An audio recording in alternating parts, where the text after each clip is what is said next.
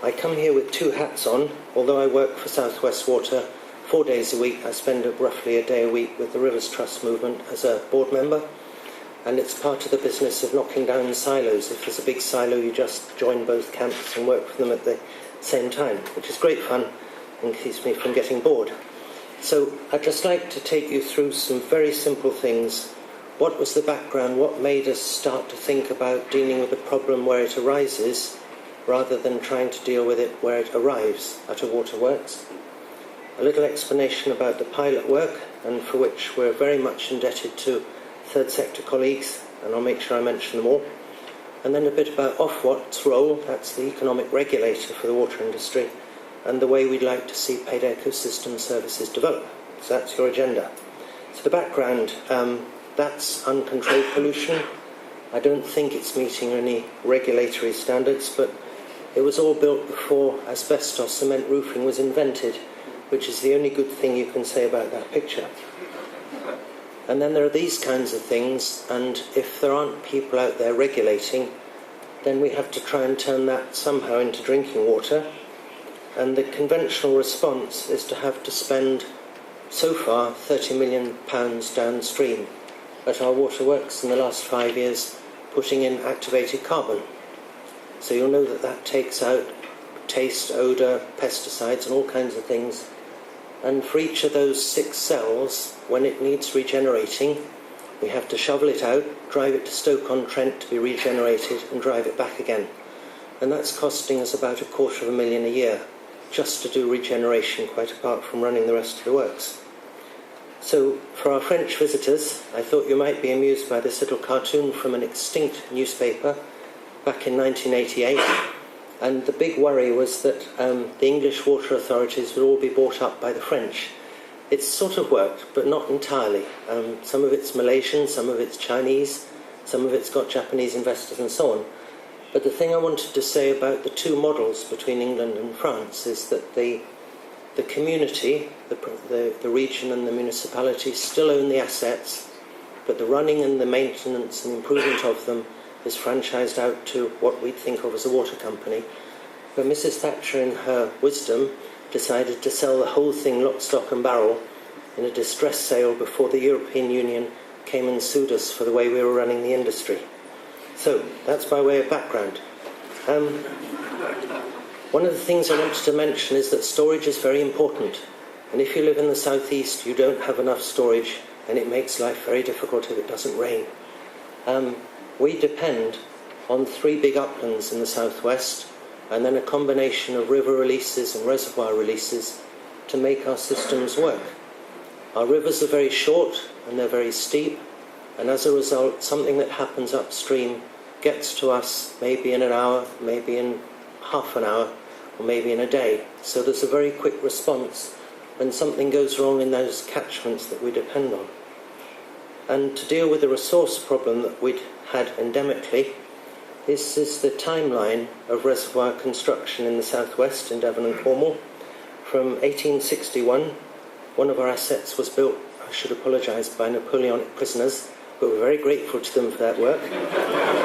It's still in daily use, as is Dartmoor Prison, also built by them.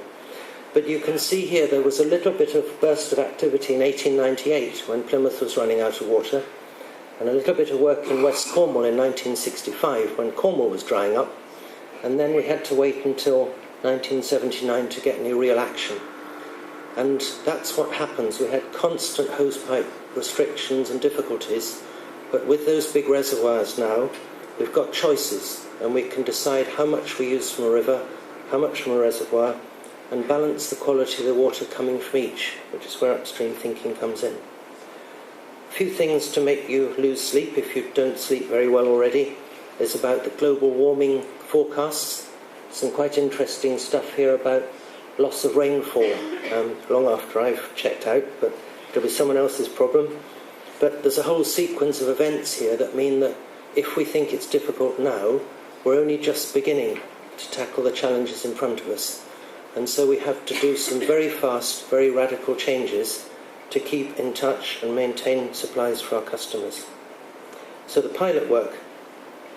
We have a little small reservoir between Devon and Cornwall on the north edge, on the River Tamar, and on a good day it looks like this.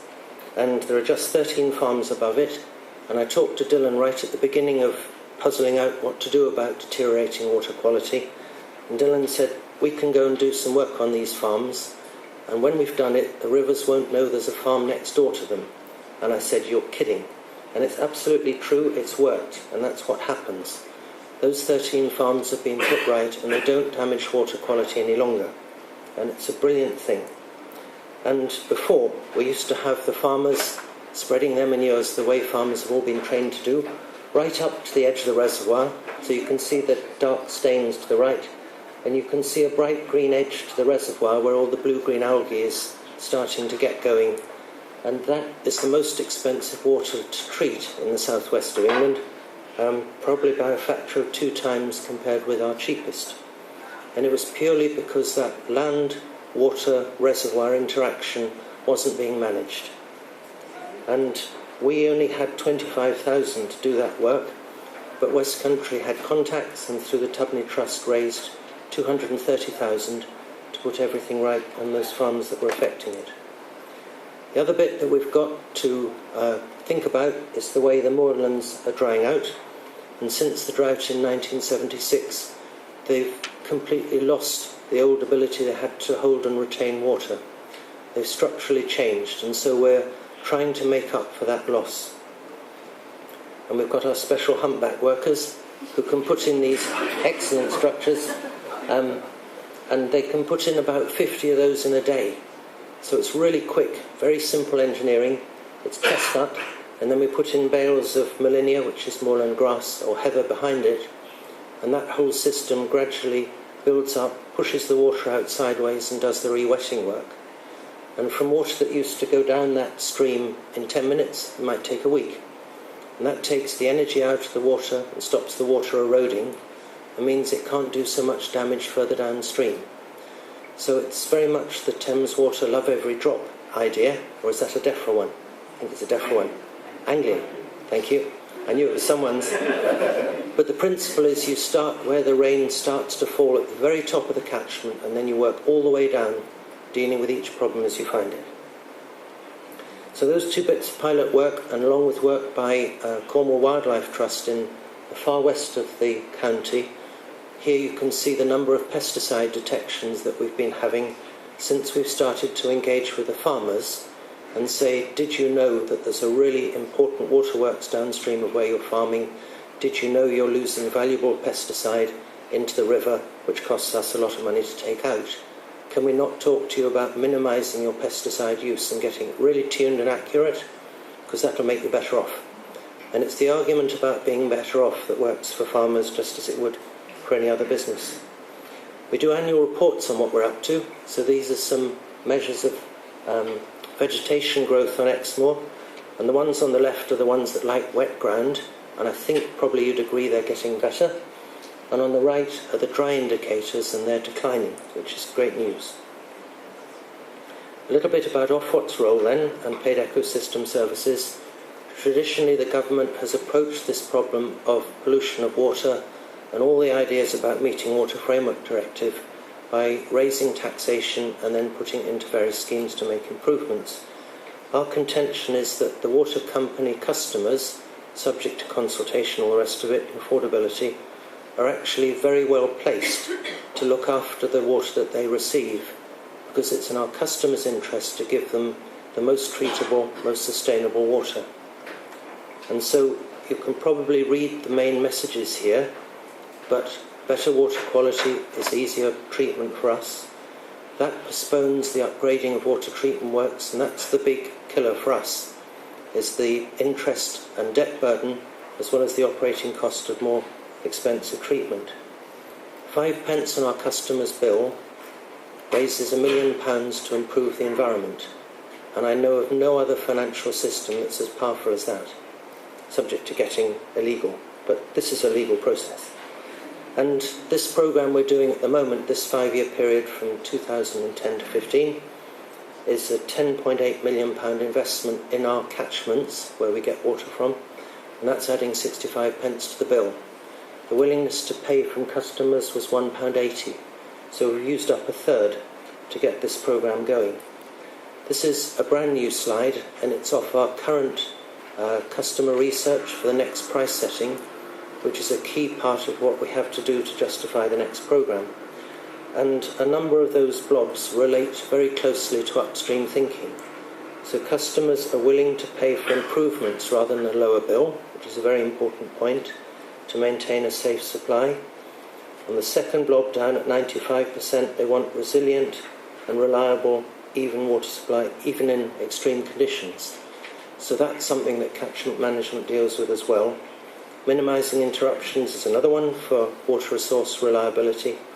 And the last one is about no water resource restrictions. And we can start to really guarantee that if we have catchments supplying water very gently and extending the active life of our reservoirs.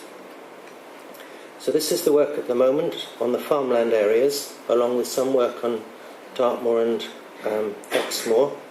The principal delivery partners for the farmland work are West Country Rivers Trust, as you'd expect, Cornwall Wildlife Trust that I've mentioned, and also Devon Wildlife Trust, who are doing work on the 3 pinkish blobs towards the top of the picture. But each in their own way are really significant pieces of work. It's the water industry stepping way out of its comfort zone. It's taken some selling internally, but I've had a lot of support there, and continuous backup from South West Water Board. And that's been what's made it possible to do this programme, and then lots of discussions with investors as to why they should invest in the water business that's trying to do things and not just ratchet up the bills, because that isn't ethical business. If we can control the bills and control the complexity of our business, that's my idea of an ethical water business model. For the next 5-year period, by introducing things Lawrence mentioned about sewage works and flooding, protecting our customers from environmental excursions. Sorry, I'm speaking too quickly. I finally noticed. Apologies. This work from 2015 to 20 is about looking at a wider set of interactions between catchments and our customers, how much they pay, and how we can protect them from future bill increases. Quick word on paid ecosystem services. This is a paid ecosystem service. This is an overwintering barn put in on one of the farms right next to one of our reservoirs on Exmoor. Just through the gap to the right of the barn, you can see some water with a nice layer of weed growth from nutrients on the edge of the bank. That's Wimblewall Reservoir, and previously the cattle were out-wintered in the fields and occasionally indoors, and allowing nutrient and mud to get into the reservoir through the winter, feeding blue-green algae. And by providing this barn, we put up 40% of the cost. That's now made that farm able to overwinter the animals for maybe 6 months. And as a result, all of the manure that's produced in that period is captured, controlled, and can't escape into the environment. And we're looking forward to seeing the nutrient levels and the algal levels start to reduce in Wimblewall. The other thing that we need to develop, and that's going to come up for the next price review, is a revenue reward for people who farm clean water for us. We anticipate that going with their carbon income and their food production income, so they have 3 types of income streams to go for. That's in development. I'm trying out some early ideas with the farmers, and when I've got something that works with them, I'll try and sell it to the South West Water Board. I think that's the right way round to go, but if you disagree, do tell me afterwards. We have a kind of tracking process, so every month the progress on upstream thinking is reported to the finance director, and she makes sure that we're keeping on track with this work. We're very proud of a PLC charitable third sector relationship. We're very proud that this work is happening on third-party land, where the farmers at any time can tell us that they don't want to play. But if it works, and that's good. So lots of tracking, lots of science to be mentioned earlier. And this thing is all based around the farmers' plans for the long term, rather than what we want to do. Occasionally we get an award, which is quite nice. So, chap on the left's a comedian, and I mean that most sincerely. But in the middle of the group, the very thin, well-exercised people are the ones running around doing all the work on upstream thinking. So that's really nice. Key points for the next price setting. We're doing full investigations of all our other water catchments through West Country Rivers Trust, and those are all going to plan and to cost. We're going to look at multiple benefits from the work and looking at these issues of drought and flood protection, effluent dilution, hydrogeneration, and then shellfish and bathing waters. But what I would emphasise is that everything we do is specific, starting on a field, then on a farm, then on a group of farms, and that specific catchment. And one recipe for one place will be completely different a quarter of a mile away, and it'll be completely different for all the different water companies who are doing this or are developing further work on it. So upstream thinking starts right at the top of the catchment, and it carries on, as you've seen through the other slides, all the way down to the sea. And that's this idea of embracing the whole system of food production, where people live, the threats and the risks, and the kind of environment that we want to see in the future. So to finish with, I'd just like to say thank you from our beneficiaries.